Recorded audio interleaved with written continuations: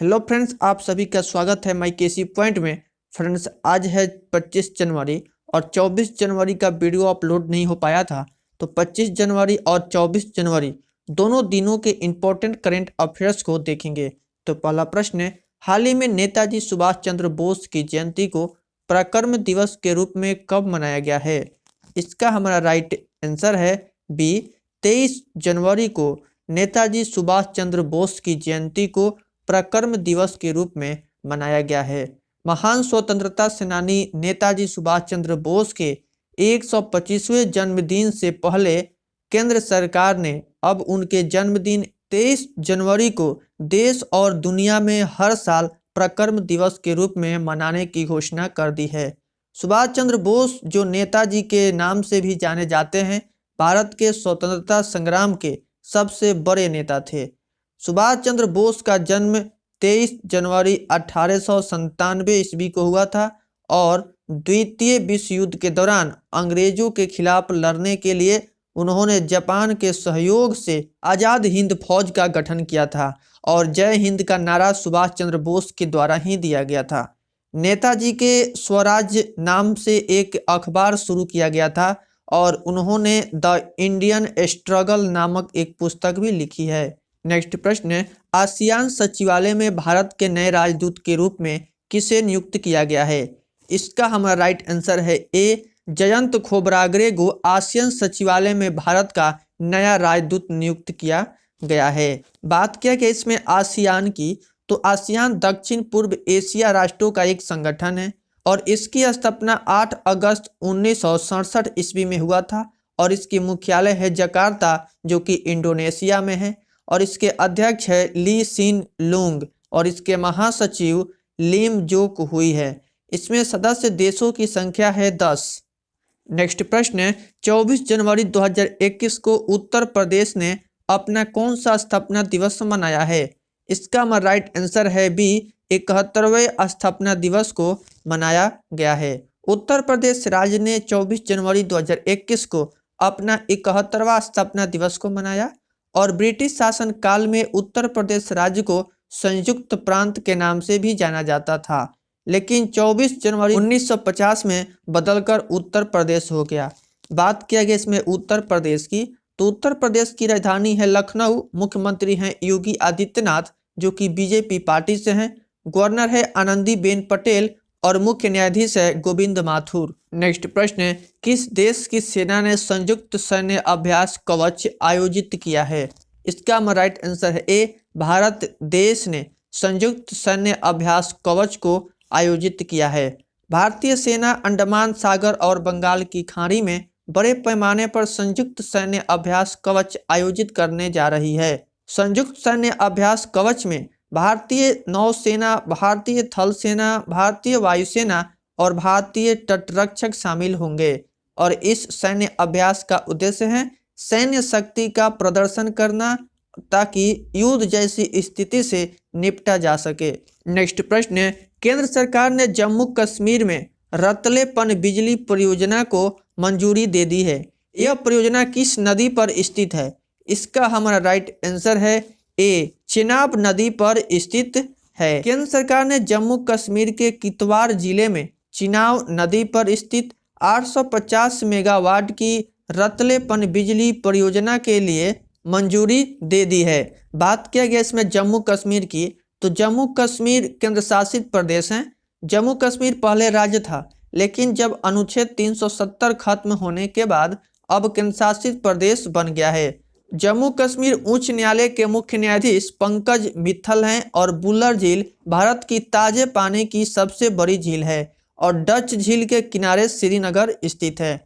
Next प्रश्न है, IPL team Rajasthan Royals के नए कप्तान कौन बने हैं? इसका हमारा राइट आंसर है बी, संजू सैमसन हाल ही में आईपीएल टीम राजस्थान रॉयल्स के नए कप्तान बने हैं। इंडियन प्रीमियर लीग के 14वें सीजन के लिए राजस्थान रॉयल्स ने संजू सैमसन को अपना कप्तान चुना है। बात किया गया इसमें आईपीएल की, तो आईपीएल का फुल फॉर्म होता है इंडियन प्रीमियर लीग और जिसे हिंदी में इंडियन प्रीमियर लीग कहा जाता है। आईपीएल का पहला संस्करण 2008 में खेला गया था और इसमें विजेता टीम राजस्थान रॉयल्स थी और उप विजेता टीम चेन्नई सुपर किंग्स थी।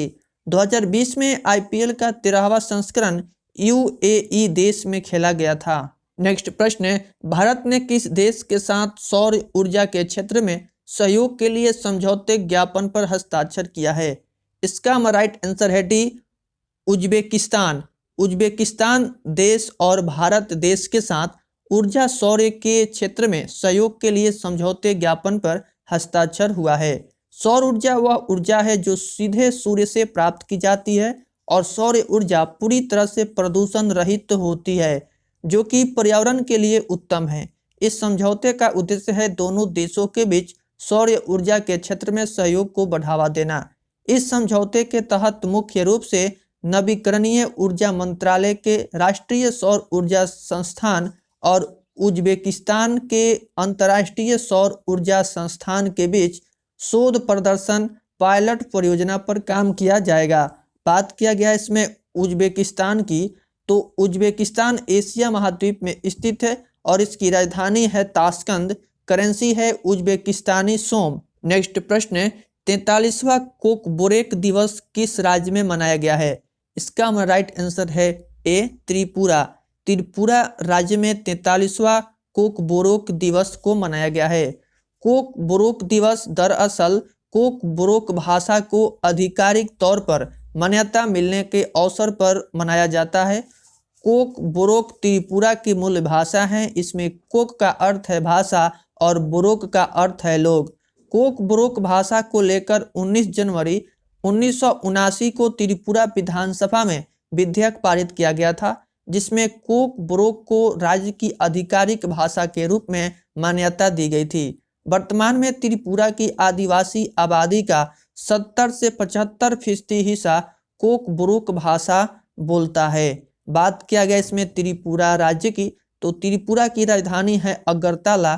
त्रिपुरा के मुख्यमंत्री है विप्लव कुमार देव, जो कि बीजेपी पार्टी से हैं। गवर्नर है रमेश बैस और इसके 2 पड़ोसी राज्य है असम, मिजोरम। एक पड़ोसी देश है बांग्लादेश। यहाँ लोकसभा सीट है 2, राज्यसभा सीट है 1 और विधानसभा सीट है 60। नेक्स्ट प्रश्न है, उत्तराखंड के पहले बाल सुलभ पुलिस स्टेशन का उद्घाटन किसने किया है? इसका राइट आंसर है बी, त्रिवेंद्र सिंह रावत के द्वारा उत्तराखंड के पहले बाल सुलभ पुलिस स्टेशन का उद्घाटन किया गया है। उत्तराखंड के मुख्यमंत्री त्रिवेंद्र सिंह रावत उत्तराखंड के पहले बाल सुलभ पुलिस स्टेशन का उद्घाटन करेंगे, जिसका उद्देश्य है अपराधों से जुड़े बच्चों को एक अनुकूल वातावरण प्रदान करना है। बात किया गया इसमें उत्तराखंड राज्य की, तो उत्तराखंड की स्थापना 9 नवंबर 2000 ईस्वी को हुई थी और उत्तराखंड की राजधानी है देहरादून। मुख्यमंत्री है त्रिवेंद्र सिंह रावत, जो कि बीजेपी पार्टी से हैं। गवर्नर है बेबी रानी मौर्य। इसके 2 पड़ोसी देश हैं चीन और नेपाल और 2 पड़ोसी राज्य हैं हिमाचल प्रदेश और उत्तर प्रदेश। नेक्स्ट प्रश्न है, किस बैंक ने स्वास्थ्य कल्याण सुविधाओं से लैस ओरा क्रेडिट कार्ड को लॉन्च किया है? इसका हमारा राइट आंसर है ए, एक्सिस बैंक ने इस क्रेडिट कार्ड को लॉन्च किया है। एक्सिस बैंक ने अपने ग्राहकों के लिए विशेष रूप से किफायती मूल्य पर कई स्वास्थ्य और कल्याण सुविधाओं से लैस एक क्रेडिट कार्ड को लॉन्च किया है। इस क्रेडिट कार्ड की मदद से कार्ड धारकों को इंदुस हेल्थ प्लस के माध्यम से वार्षिक मेडिकल चेकअप कराने पर छूट मिलेगी। बात किया गया इसमें एक्सिस बैंक की, तो इसकी स्थापना 1993 ईस्वी में हुई थी और मुख्यालय है मुंबई और इसके एमडी एंड सीईओ है अमिताभ चौधरी और इसके अध्यक्ष हैं राकेश मखीजा। नेक्स्ट प्रश्न है, किसने प्रवासी श्रमिकों के लिए श्रम शक्ति पोर्टल को लॉन्च किया है? इसका हमारा राइट आंसर है ए, अर्जुन मुंडा के द्वारा हाल ही में प्रवासी श्रमिकों के लिए श्रम शक्ति पोर्टल को लॉन्च किया गया है। जनजातीय मामले के केंद्रीय मंत्री श्री अर्जुन मुंडा ने श्रम शक्ति पोर्टल को लॉन्च किया है। इस पोर्टल के तहत उन प्रवासी श्रमिकों को सशक्त किया जाएगा जो आमतौर पर रोजगार और आय सृजन की तलाश में हैं। नेक्स्ट प्रश्न है, किस राज्य में भारत के सबसे लंबे रोड आर्य ब्रिज वाह ब्रिज का उद्घाटन किया गया है? इसका राइट आंसर है बी, मेघालय राज्य में भारत के सबसे लंबे रोड आर्य ब्रिज वाह ब्रिज का उद्घाटन किया गया है। मेघालय के मुख्यमंत्री कनराड संगमा ने 22 जनवरी 2021 को मेघालय के सोबहर में भारत के सबसे लंबे सड़क आर्य ब्रिज का उद्घाटन किया है। बात किया गया इसमें मेघालय की, तो मेघालय की राजधानी है शिलोंग और इसकी स्थापना 21 जनवरी 1972 ईस्वी में हुई थी और इसके मुख्यमंत्री हैं कनराड संगमा, जो कि नेशनल पीपल्स पार्टी से हैं। गवर्नर है सत्यपाल मलिक और एक पड़ोसी राज्य है असम और एक पड़ोसी देश है बांग्लादेश। यहाँ लोकसभा सीट है 2, राज्यसभा सीट है 1 और विधानसभा सीट है 60। नेक्स्ट प्रश्न है, सभी सशक्त पुलिस बल के कर्मियों को आयुष्मान सीएपीएफ स्वास्थ्य सेवा योजना की शुरुआत किसने की है? इसका राइट आंसर है सी, अमित शाह के द्वारा इस आयुष्मान सीएपीएफ स्वास्थ्य सेवा योजना की शुरुआत की गई है। केंद्रीय गृह मंत्री अमित शाह ने आयुष्मान सीएपीएफ स्वास्थ्य सेवा योजना की शुरुआत की है। इसके तहत देश के सभी सशक्त पुलिस बलों के कर्मियों को केंद्रीय स्वास्थ्य बीमा कार्यक्रम के लाभ मिलेंगे। नेक्स्ट प्रश्न है, किस भारतीय कंपनी ने स्मार्ट एंटी एयरफील्ड वेपन का सफलतापूर्वक परीक्षण किया है?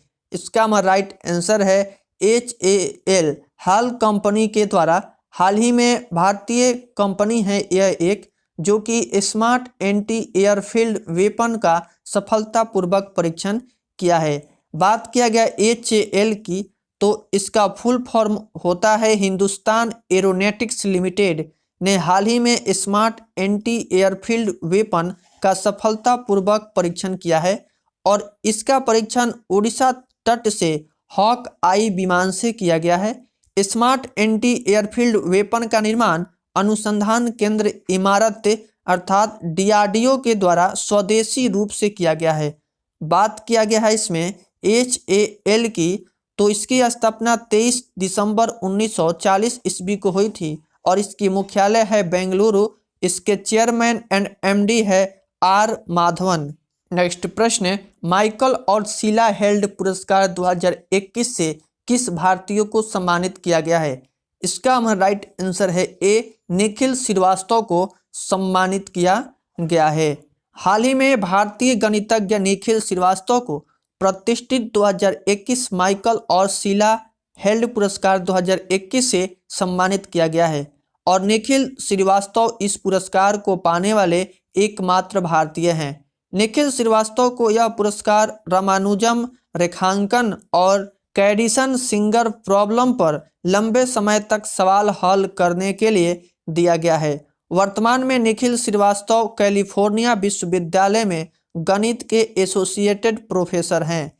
नेक्स्ट प्रश्न है, किस राज्य में तोसाली राष्ट्रीय फिल्म मेले का उद्घाटन किया गया है? इसका राइट आंसर है B, उड़ीसा में इस मेले का उद्घाटन किया गया है।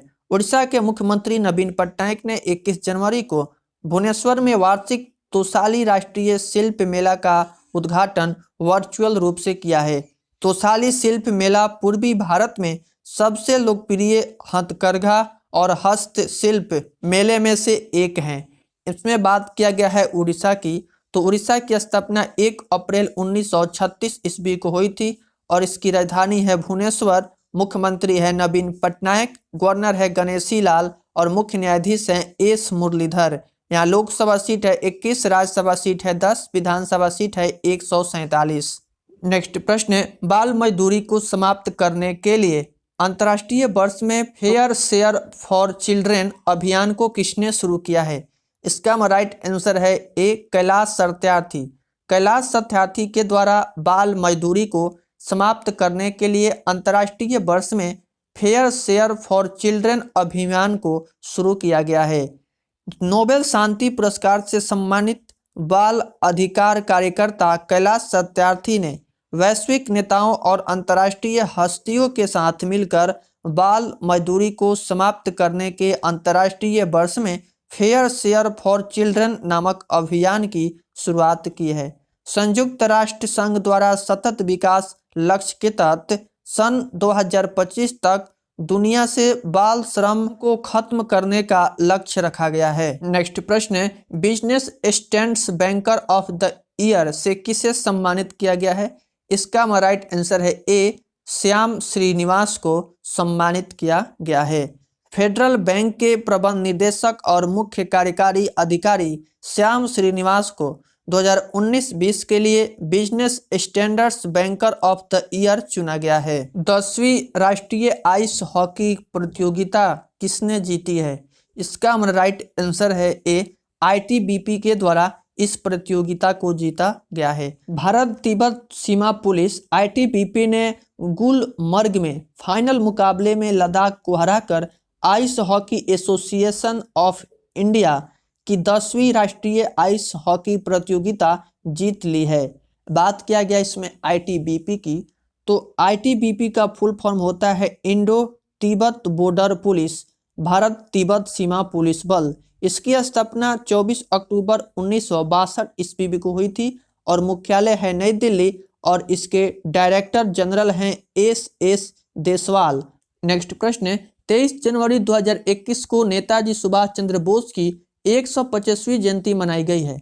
अब 23 जनवरी को हर साल किस दिवस के रूप में मनाया जाएगा? तो इसका राइट आंसर है ए, पराक्रम दिवस के रूप में मनाया जाएगा। सुभाष चंद्र बोस जो नेताजी के नाम से जाने जाते हैं, भारत के स्वतंत्रता संग्राम के सबसे बड़े नेता थे। सुभाष चंद्र बोस का जन्म 23 जनवरी 1897 ईस्वी को हुआ था और जय हिंद का नारा सुभाष चंद्र बोस के द्वारा ही दिया गया था। नेताजी ने स्वराज नाम से एक अखबार भी शुरू किया था। उन्होंने द इंडियन ट्रायल नामक एक पुस्तक भी लिखी थी। फ्रेंड्स, इसमें जितने भी प्रश्न दिए गए हैं सभी प्रश्न मोस्ट इम्पोर्टेंट हैं और डेली करंट अफेयर्स के वीडियो देखने के लिए इस चैनल को सब्सक्राइब कर लें और वीडियो पसंद आई हो तो वीडियो को लाइक कर दें। तो मिलते हैं नेक्स्ट वीडियो में, तब तक के लिए बाय बाय, टेक केयर।